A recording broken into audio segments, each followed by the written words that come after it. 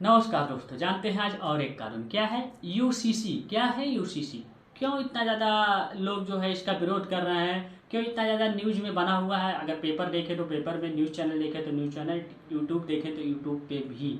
ठीक, यूसीसी का मतलब क्या होता है, क्यों इतना बहुत लोग विरोध इसका कर रहे हैं, बहुत लोग इसे अपना रहे हैं। क्या है यूसीसी, ये मैं आप लोगों को आसान भाषा में बताने वाला हूँ, एक छोटे शब्दों में, तो आप लोग ध्यान से सुनिएगा।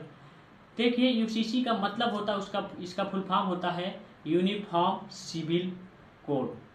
देखिए, सबसे पहले आप लोग जानिए कि इंडिया में जो है लॉ मतलब कानून जो है दो तरह के होते हैं। नंबर फर्स्ट क्या होता है, सिविल लॉ, और नंबर सेकंड आप लोगों का होता है जिसे हम लोग कहते हैं क्रिमिनल लॉ। यही दो ही लॉ होते हैं, ये दो ही तरीके के जो है ऑफेंस भी होते हैं। ठीक, जैसे एक्ट तो बहुत ज़्यादा बने हैं, लोगों को पता होता है बहुत कानून है, लेकिन नहीं मेरे भाई, दो ही तरह के कानून होते हैं, दो ही तरह के लॉ होते हैं पूरे भारत में। और जो है उसमें जैसे बहुत कुछ जो है एक्ट उसमें सिविल लॉ में आते हैं, बहुत कुछ एक्ट जो है होते हैं वो जो है क्रिमिनल में आते हैं, तो इसीलिए उसमें लागू, लेकिन लोगों को पता नहीं रहता।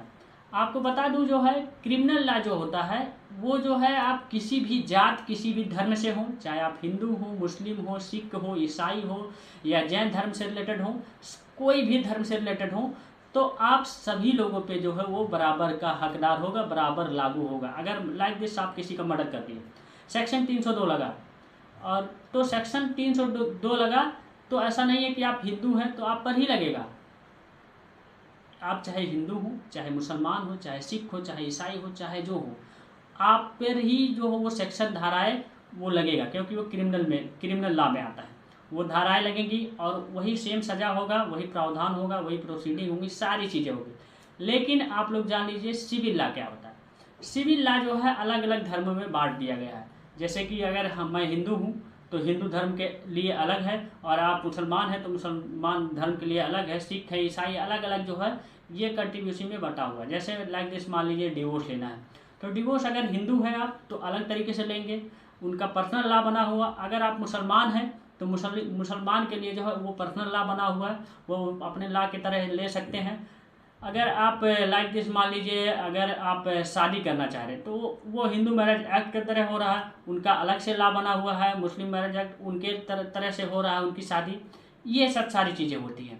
तो सिविल लॉ और क्रिमिनल लॉ के बीच में आप लोग जान लिए, तो इसीलिए जो है वन नेशन वन जो है लॉ के बारे में बताया, मतलब जो है लागू होने के लिए लागू हो जाएगा, तो चाहे वो सिविल लॉ हो चाहे वो क्रिमिनल लॉ हो, दोनों जो है एक तरह से काम करेंगे और सबके ऊपर जो है बराबर का हकदार होगा, मतलब बराबर लागू होगा, इक्वल सबके राइट्स रहेंगे, सारी चीज़ें जो है उन पे लागू होगा। जैसे आप लोग का जो क्रिमिनल में लागू होता है वैसे ही सिविल में सारी चीज़ें चली जाएंगी, वो किसी का पर्सनल लॉ अपना नहीं होगा।